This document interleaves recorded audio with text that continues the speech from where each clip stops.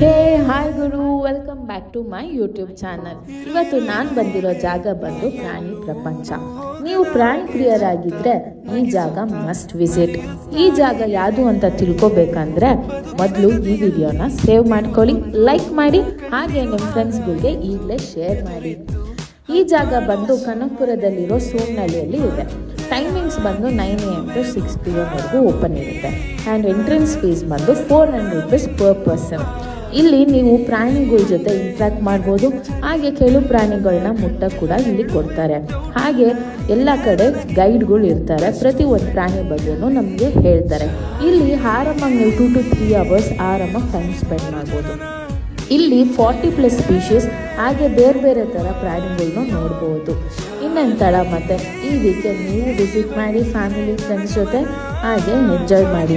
ಈಗ ಫಾಲೋ ಮಾಡೋದನ್ನ ಮರಿಬೇಡಿ, ಹಾಗೆ ಲೈಕ್ ಮಾಡಿ, ಶೇರ್ ಮಾಡಿ.